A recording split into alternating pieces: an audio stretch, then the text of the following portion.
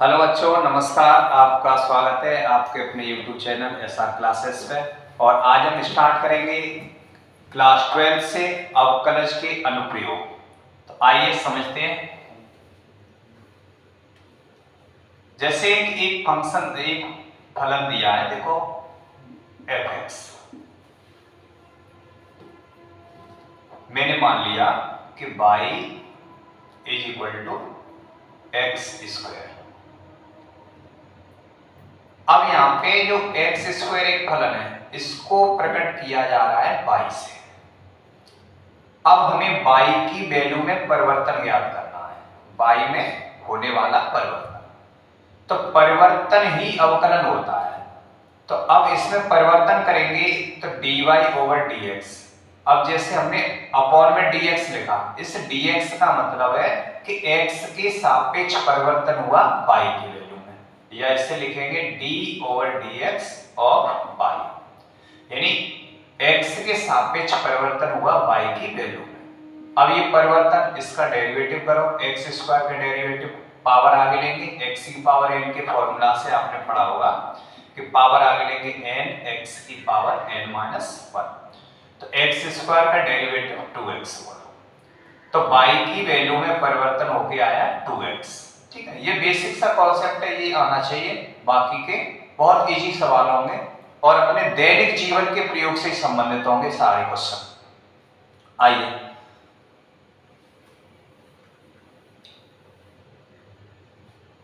तो वो पहला ही क्वेश्चन लिया हमने कि वृत्त के क्षेत्रफल के परिवर्तन की दर, इसकी त्रिज्या r के सापेक्ष ज्ञात कीजिए। जब त्रिज्या 3 सेमी दी गई है और त्रिज्या 4 सेमी दी गई है, एनसीईआरटी से क्वेश्चन लिया गया है। तो देखिए, हमें परिवर्तन की दर निकालनी है वृत्त के क्षेत्रफल में।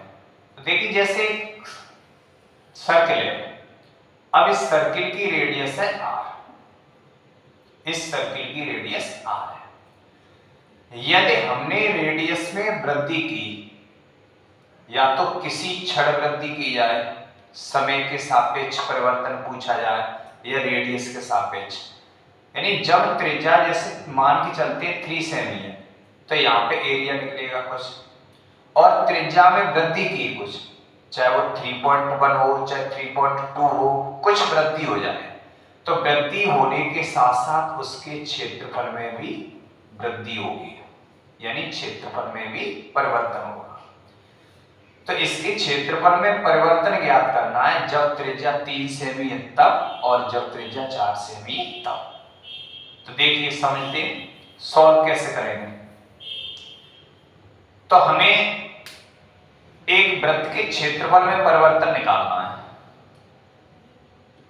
तो अब हमें देखो, वृत्त का क्षेत्रफल, वृत्त के क्षेत्रफल का फॉर्मूला याद होना चाहिए। तो वृत्त का क्षेत्रफल होता है πr², πr²। ठीक है, बेसिक से कॉन्सेप्ट लगेगा, फॉर्मूला है। जैसे आयत का परिमाप है, आयत का क्षेत्रफल है, वृत्त का क्षेत्रफल, वृत्त का परिमाप है, घन का आयतन, घन का पृष्ठीय क्षेत्रफल, ये बेसिक से कॉन्सेप्ट होंगे, इसमें जनरल फॉर्मूला है। तो वृत्त का क्षेत्रफल होता है πr²। अब क्षेत्रफल हमने दर्शाया ए से, एरिया πr²। अब देखिए, हमें त्रिज्या r के सापेक्ष ज्ञात करनी है, जो भी परिवर्तन है r के सापेक्ष। तो जिसके सापेक्ष पूछा जाए, जैसे रेडियस के सापेक्ष है तो रेडियस के सापेक्ष अवकलन करेंगे, त्रिज्या के सापेक्ष। यदि समय के सापेक्ष परिवर्तन पूछा जा रहा है तो हम समय के सापेक्ष अवकलन करेंगे। तो जिसके सापेक्ष अवकलन पूछा जाए उसी के सापेक्ष करना। तो यहाँ पे जो परिवर्तन है वो हमें r के सापेक्ष करना है। तो अवकलन करेंगे dA/dr, r के सापेक्ष एरिया में परिवर्तन। पाई एक कांस्टेंट राशि है, r² है, r² का डेरिवेटिव करेंगे, यानी d/dr इंटू r²। r² का डेरिवेटिव करेंगे 2r। ठीक है, dA/dr। अब हमें परिवर्तन कब ज्ञात करना है, जब r की वैल्यू 3 सेमी है। तो r = 3 सेमी है तब D A upon D are,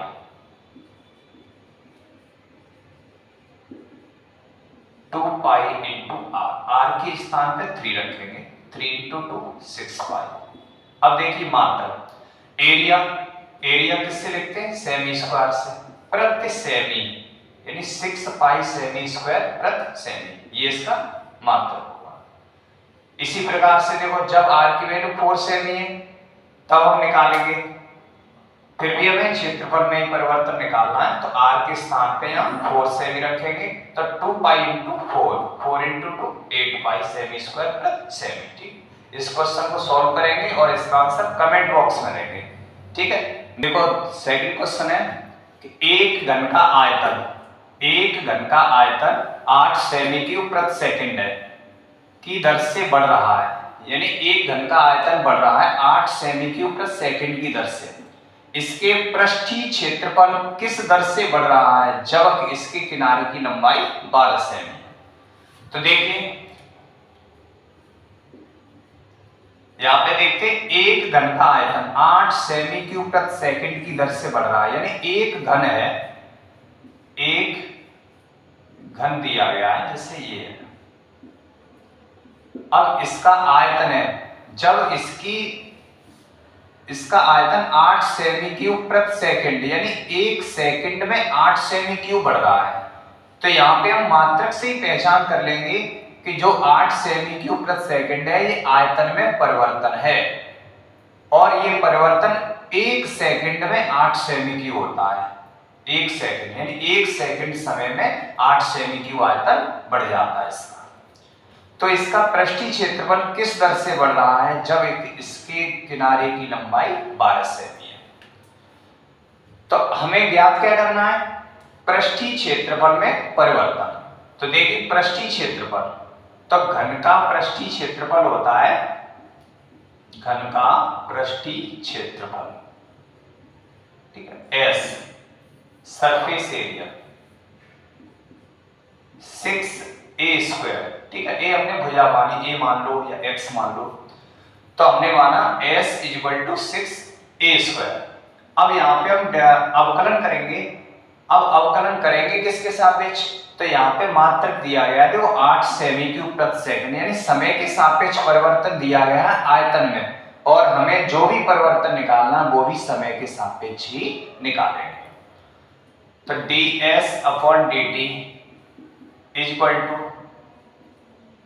6a² का डेरिवेटिव 2a, यानी पावर आगे लेंगे एक पावर कम करेंगे 2a, फिर हमें a का डेरिवेटिव करना है और वो भी समय के सापेक्ष, तो dA/dt, dA/dt। अब देखिए ds/dt ज्ञात करेंगे, तो ये हुआ 6 × 2 12a dA/dt। अब देखो हम यहाँ पे वैल्यू तब क्लियर करेंगे ds/dt की जब हमारे पास dA/dt की वैल्यू होगी तब। अब एक ही जगह तो हम 12 सेमी क्यूब रख सकते हैं, लेकिन हमारे पास dA/dt अभी नहीं है, तो इसके लिए क्या करना है कि हमें जो आयतन में परिवर्तन है, अब हमें आयतन का फॉर्मूला प्रयोग करना है यहाँ पे। तो हम लिखेंगे कि घन का आयतन होता है a क्यूब, भुजा क्यूब। घन का आयतन क्या होता है? भुजा क्यूब।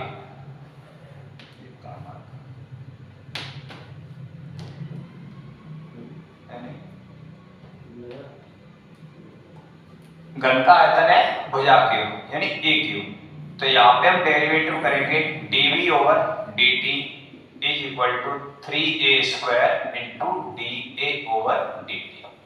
तो देखो a क्यूब है, इसका a क्यूब का डेरिवेटिव 3a² इंटू, अब हम a का करेंगे समय के सापेक्ष, तो dA/dt। अगर यही जैसे भुजा के सापेक्ष ही पूछा जाए डेरिवेटिव, तो dA, तो यहाँ पे फिर एक वैल्यू हो जाएगी, क्योंकि x के सापेक्ष x का अवकलन 1 होगा, a के सापेक्ष a का अवकलन 1 होगा। ठीक है, अब dV/dt कितनी है अपने पास? 8 सेमी क्यूब प्रति सेकंड, तो dV/dt के स्थान पे 8 रखा मैंने, 3a² dA/dt। ठीक है, तो यहां से हम dA/dt निकालेंगे, तो ये निकलेगा 8/3a²। 3a² को मैंने लेफ्ट में लिया तो 8/3a², और a की वैल्यू कितनी है 12, तो ये रिजल्ट मिलेगा 8/3 × 12 का स्क्वायर। ठीक है, 8/3 × 12 × 12 कैंसिल करो यहाँ, 4 दूनी 8, 4 3 12, और 3 3 9, 2 से कैंसिल कर दो 6 बार, तो ये निकलेगा 1/54 सेमी प्रति सेकेंड। ठीक है, भुजा में परिवर्तन निकला है dA/dt की वैल्यू 1/54 यानी 1/54 सेमी प्रति सेकेंड। अब देखो इस वैल्यू को हम कहाँ रखेंगे, dA/dt की जगह। ठीक है, मैं यहाँ लिख देता हूँ, तो ds/dt निकलेगा अपना 12a, a के स्थान पर क्या रखेंगे हम 12 इंटू dA/dt की जगह रखेंगे 1/54, कैंसिल करेंगे 6 से कर दो 6 दूनी 12, 6 निम्मा 54, फिर 3 से कर दो 3 बार, और 3 से करेंगे 4 बार, 8/3 सेमी स्क्वायर प्रति सेकेंड। इस प्रकार से ये परिवर्तन निकला 8/3 सेमी स्क्वायर प्रति सेकेंड, यानी 1 सेकेंड में 8/3 सेमी स्क्वायर का परिवर्तन होगा उस घन के पृष्ठीय क्षेत्रफल में। ठीक है, देखिए तीसरा क्वेश्चन है कि एक वृत्त की त्रिज्या समान रूप से 3 सेमी प्रति सेकंड की दर से बढ़ रही है। ज्ञात कीजिए कि वृत्त का क्षेत्रफल किस दर से बढ़ रहा है जब त्रिज्या 10 सेमी है। तो देखिए हमारे पास दिया गया त्रिज्या में परिवर्तन 3 सेमी प्रति सेकंड, ये थर्ड क्वेश्चन है एनसीईआरटी का। तो देखो एक वृत्त की त्रिज्या समान रूप से, त्रिज्या में परिवर्तन दिया गया है dr/dt की वैल्यू है 3 सेमी प्रति सेकंड। ठीक है, अब हमें वृत्त के क्षेत्रफल में परिवर्तन निकालना है जब त्रिज्या की वैल्यू कितनी है 10 सेमी, 10 सेमी। तो देखिए हमें सबसे पहले पहचानेंगे हमें परिवर्तन किस में निकालना है, हमें निकालना वृत्त के क्षेत्रफल में परिवर्तन। तो वृत्त के क्षेत्रफल का एक फॉर्मूला प्रयोग करेंगे। वृत्त का क्षेत्रफल होता है a = πr², वृत्त का क्षेत्रफल πr²। अब हम डेरिवेटिव करेंगे। अब डेरिवेटिव यहां पहचान करेंगे, जो परिवर्तन है रेडियस में वो किसके सापेक्ष है, समय के सापेक्ष, सेकंड लिखी है, तो हम यहाँ पे अवकलन करेंगे वो समय के सापेक्ष dA/dt। देखिए πr² का अवकलन 2r, और r का अवकलन करेंगे तो dr/dt। ठीक है, 2π r की वैल्यू कितनी है 10, तो मैंने r की जगह 10 रखा, और dr/dt की वैल्यू 3 × 3, 10 × 3 × 2 60π। अब मात्रक, तो देखिए हमें जो परिवर्तन निकालना है वो एरिया में निकालना है, तो एरिया किस में आता है सेमी स्क्वायर में। ठीक है, सेमी में मतलब रेडियस भी सेमी में, और जो रेडियस का परिवर्तन है वो भी सेमी में, तो सेमी स्क्वायर प्रति सेकंड यानी समय के सापेक्ष ऐसे निकालेंगे। तो dA/dt 60π सेमी स्क्वायर प्रति सेकंड। ठीक है, तीसरा क्वेश्चन हो गया।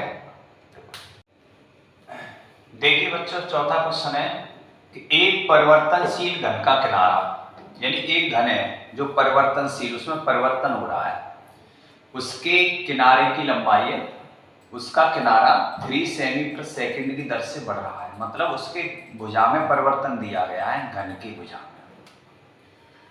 तो हमने मान लिया कि घन की भुजा x है, घन की भुजा x।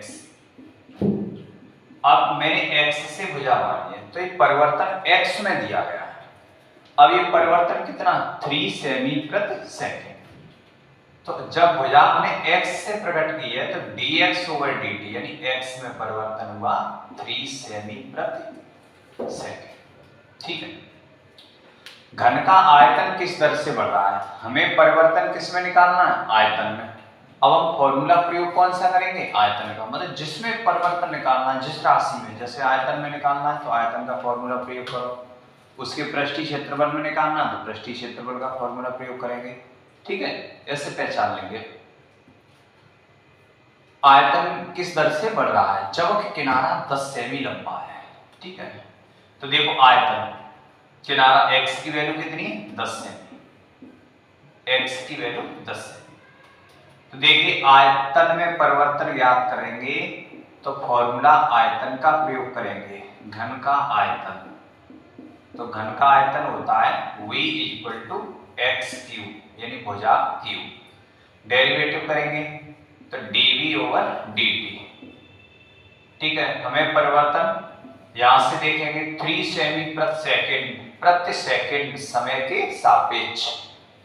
तो dv/dt x³ का 3x² × dx/dt। ठीक है, अगर यही जैसे x के सापेक्ष परिवर्तन पूछा जाए भुजा के सापेक्ष तो 3x², फिर हमें dx/dt नहीं लिखना है क्योंकि इसकी वैल्यू तो फिर 1 होगी जब x का डेरिवेटिव x के सापेक्ष होगा। वैल्यू पुट करो, 3x की वैल्यू कितनी 10, यानी लिखेंगे यहां जब भुजा घन की भुजा 10 सेमी है, जब घन की भुजा 10 सेमी है तब dv/dt यानी आयतन में परिवर्तन 3 × 10 का स्क्वायर × dx/dt। dx/dt कितना है 3 सबका मल्टीप्लाई करो, 10 का स्क्वायर 100 × 9 900 सेमी क्यूब प्रति सेकंड समय के सापेक्ष परिवर्तन निकला है। ठीक है, ये चौथा क्वेश्चन था। आइए नेक्स्ट क्वेश्चन देखते हैं, 5वां है। देखो इसको रफ करता हूं पहले।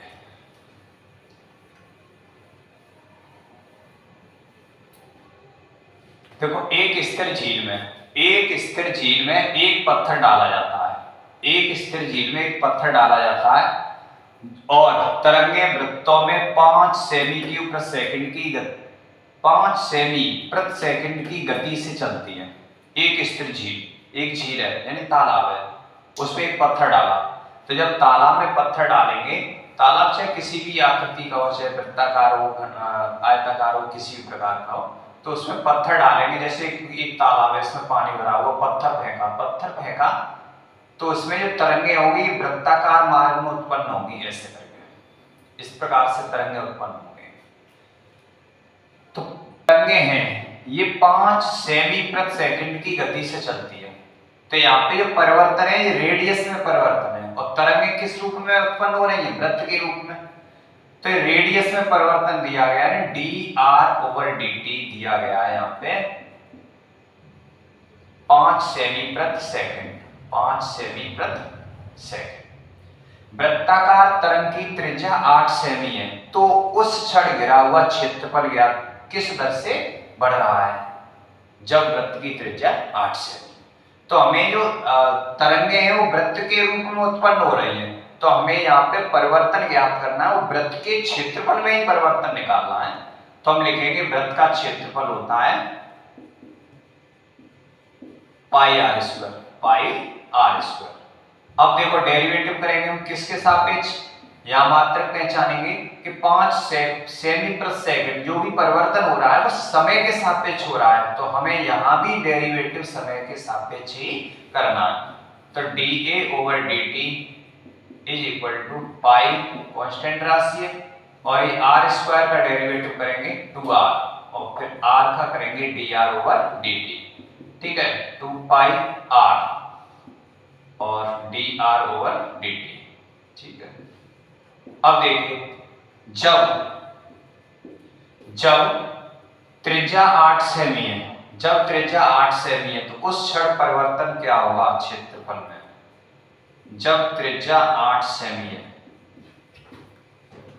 तब dA/dt निकलेगा यहां से 2π × r के स्थान पे 8 और dr/dt के स्थान पर रखेंगे 5।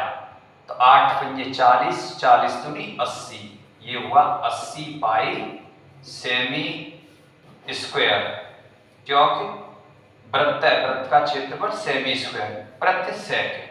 ठीक है, इस प्रकार से आंसर क्लियर हुआ। ठीक है बच्चों, मैंने ये 5 एनसीईआरटी के 5 क्वेश्चन सॉल्व किए, आप इनको रिवीजन करेंगे और आगे भी क्वेश्चन सॉल्व करवाते रहेंगे हम।